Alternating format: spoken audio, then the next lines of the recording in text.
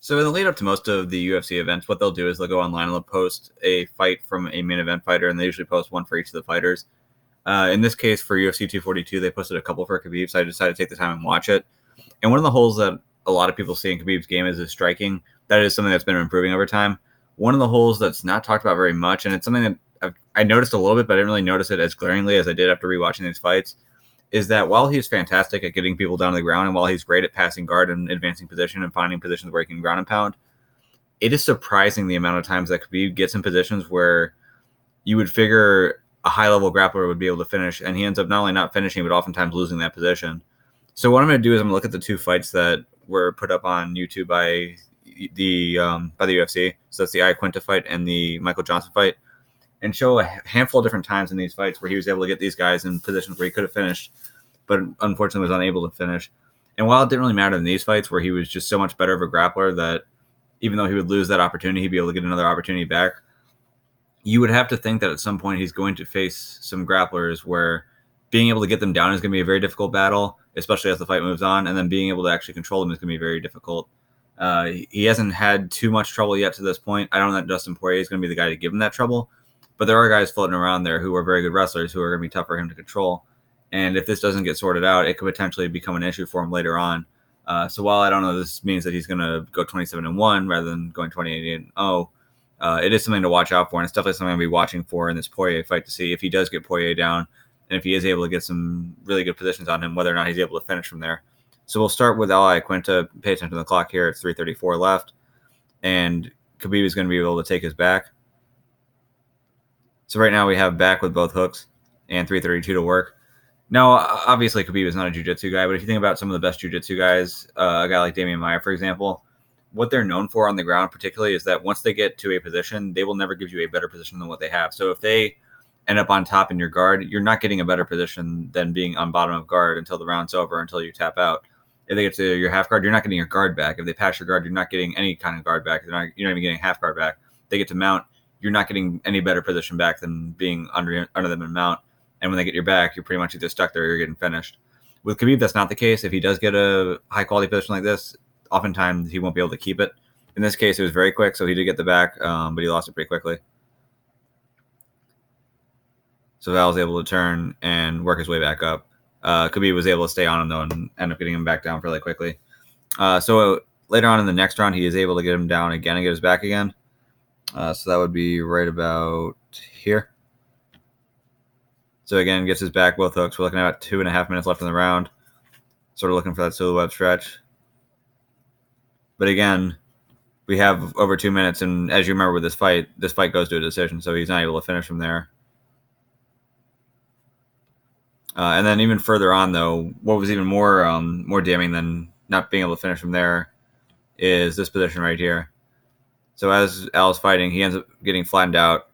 This right here is a very high-quality finishing position. We've definitely seen this finished at light heavyweight recently. Alexander Gustafsson has fallen victim to it twice, so John Jones was able to get Gus in this position and then pounded him out. Anthony Smith got Gus in this position and was able to choke him out. Awful position to be in, probably the worst position to be in on the ground for anyone. Now, Iaquinta stuck here. He's stuck here with 100 seconds left, 1:40. But again, Khabib doesn't get the finish there. And then later on, a lot of the middle, the third and fourth round, they ended up standing. Khabib wasn't able to take him down. It looked like he was also trying to catch his breath, which sort of feeds into that issue I was talking about, where a future opponent may be able to make him pay for it. Where if you don't finish him in the first couple of rounds, you don't finish in a position like this, you end up having to stand with a guy and risk getting beat in that position where you're not as good as you are on the ground. But then even later on in the fight, towards the end, he ends up getting his back again. We're looking at about here. So again, both hooks, has the back, a minute left to work. And same deal here. Here he was looking for a rear naked choke, but wasn't able to get it. And again, like we know with this fight, he wasn't able to get the finish here. So let's go to the Michael Johnson fight. But one quick note before I do that. Just note here, 6.6 million views. Let's also note the number of views on this Michael Johnson fight, which is absurd. 14.5 million views. So Khabib was doing a lot to make himself a star before the Conor McGregor fight, but after getting that win, he took a huge bump, and I'm very interested to see how the pay-per-view sales work out on this one. It's kind of rough in that it's at a really bad time of day. It's going to be in the middle of the day for the U.S. I'm going to be in a tough position on this because I'm actually not going to be able to watch it live. I have a jiu-jitsu tournament I'll be at. I'll be competing during that time, so I'm going to have to find a way to watch it back later. But that'll probably hurt the pay-per-view sales, but it seems as though Khabib is at a point now where he is a star. Whether or not this specific event ends up showing that, I think we'll find soon enough that Khabib is now a major draw for the UFC and is going to be bringing in a lot of money for them. But anyway, back to the point I was getting at in terms of his fighting. Here's another position where he could potentially finish from. This is more of a position you would see a finish from at a heavier weight than you would at a lighter weight, but it's still a very strong position. And that's that mounted crucifix. So gets that arm stuck in there and then starts elbowing away. Again, this is a position where high-level grapplers, if they get you here, oftentimes they're going to be able to just keep pounding away until the ref has to pull you off. Here, Johnson gets away pretty quickly, and this is in the first round. Then we also look at another position. Now, this isn't as bad. I was kind of deciding whether or not to include this because technically, yes, this is a great position. He does here have full mount, but he's also up against the fence. This is a position where your first concern here isn't to get the finish as much as it is to try to get him away from the fence so they can't get back up or use it to explode off of. So in that process, Johnson was able to eventually get away, and Khabib gets to his really good position here where he ends up on top of half where he grabs that far wrist and then just starts pounding away, and he just swung on him. So I don't know that I really take too much away from him there. It's not like, I mean, yes, he could have tried to solidify the mount position and try to work for a submission there, but what he opted to instead here to trap the one wrist and then just start wailing away. In theory, you could potentially finish from there. He didn't end up finishing from there, but I wouldn't dock him too much on that one. Then we have another top of crucifix that he had in the second round. So that'll be right about here. No, not quite. He's going to get out of that guillotine and then pass really quick. So Johnson just opens his guard, gets past, and top crucifix again. We're looking at 3:13 left. So again, same type of thing. He's got plenty of time to work, and he's in a finishing position. Doesn't get the finish.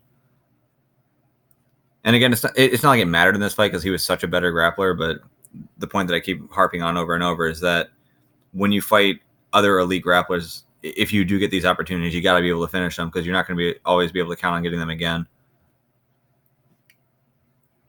But then in the third round where he actually did get the finish, again, he had another position where he could have potentially gotten him out of there. So here he's in full mount, even has an arm trapped. Doesn't end up finishing him from full mount, though. This time he sort of is close to the fence. Again, you kind of have to worry about Johnson kicking off to the side like he is right there, but even still, doesn't really have a great arm triangle attempt here. And then ends up going back over to side control. And the thing is, when he's in side control, it's not as though he went to side control and immediately grabbed the Kimura. He was just in a settled side control, and then from that settled side control, then he was able to grab the Kimura and get the finish. And that will come about 20 seconds later. So here he is. You can see he hasn't controlled the arm yet. Now he's settling his weight down, and now he's going to go for the arm. He's got it here. Rips it, and gets the tap. So that part's good for him. But again, just counting the numbers, in the Iaquinta fight, that was 3 different fight ending positions that he was in. Didn't finish from any of them. In the Michael Johnson fight, you could say 2 to 3 if you want to count the mount against the fence. I wouldn't, so we'll say 2 in that before the third, where he ends up getting the finish. But to me, it's obvious that he has holes in the striking. It's obvious that he leaves his hands down and that there's opportunities for guys to clip him there. Oftentimes, guys are worried about swinging too hard and opening themselves up for the takedown, so they don't really take those opportunities. But as you start fighting better wrestlers, whether that's a guy like Justin Gaethje or whether someone else comes along who can really give him issues, maybe even Gregor Gillespie is that guy, you're really going to have to be able to close up these holes. And if you do get guys down and you do get them in positions where you can finish, you got to be able to get those finishes.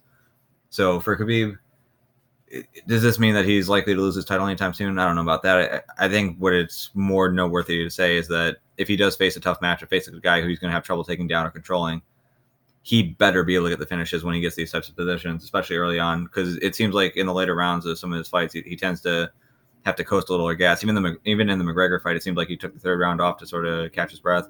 He seemed to be taking the middle rounds off against Iaquinta as well. And if you're going up against a guy like a Gregor Gillespie potentially, this could be a real big issue for him. So he's going to have to tighten things up here.